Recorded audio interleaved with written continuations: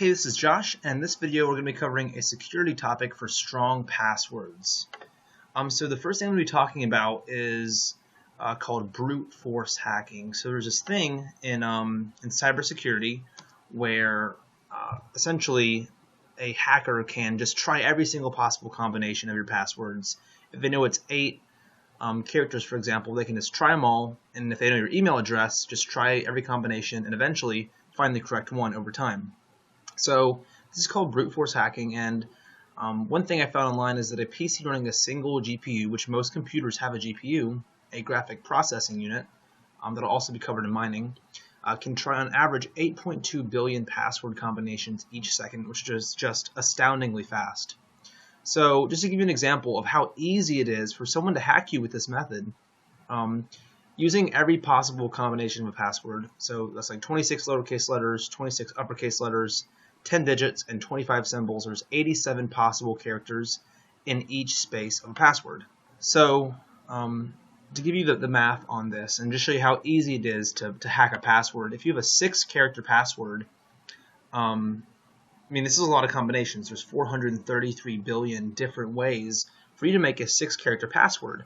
But these computers are so fast, just a regular computer, that it can find this password in 53 seconds, just trying every single password, and usually much faster than that, so usually in half the time, which is going to be about 28 seconds or something around that, or 30-something seconds.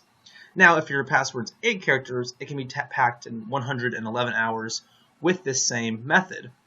That being said, there are much more complex methods and much faster than computers that can do this in a small fraction of the time.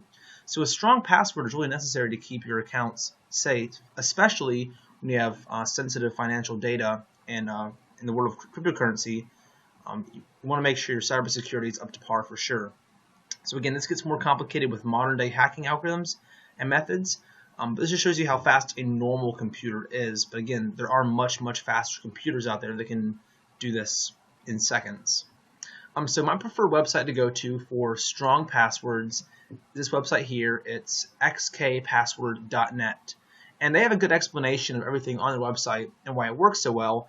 And this is an example of a password that they make. So first off, they make a password between 24 and 36 characters long.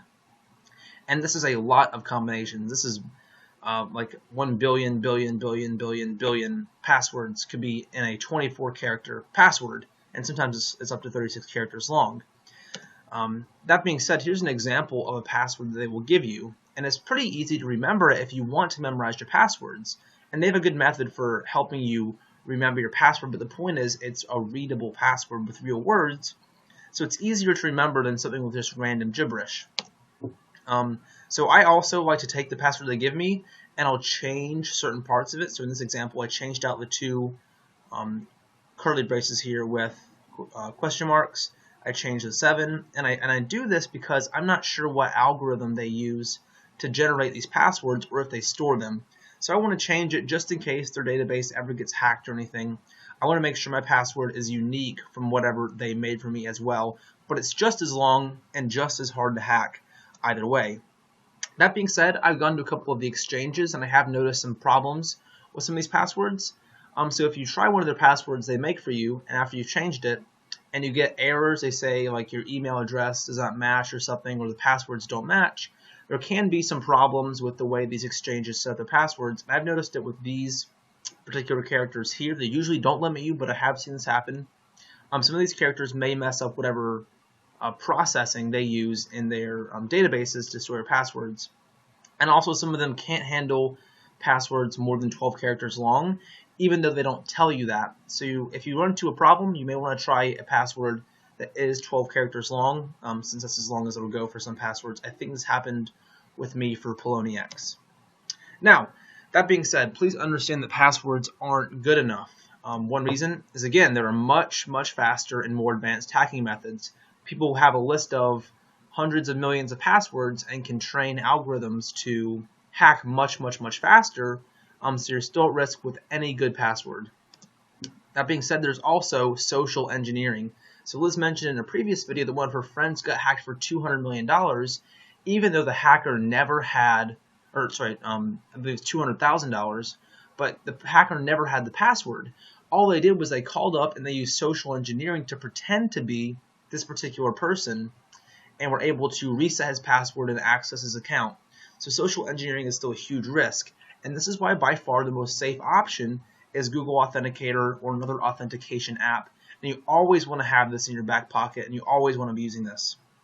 So I'll go into a video showing you how to set Google Authenticator up and how to use it successfully and safely. That being said, I do have some resources for you as usual. Here's resource number 1, why passwords are easier to crack than ever. Here's one. 2 is why security questions are a joke. Most security questions can be found online very easily. So security questions are not going to save you if you think they will with most passwords. And here's a really good example that I really encourage you to watch with social engineering. This shows someone who went to a hackathon, and a hacker there used social engineering to hack this person's account in a matter of 30 seconds. It's a great example. It's only 2 minutes long, and I really encourage you to watch it. So be safe, be secure, and I'll see you in the next video.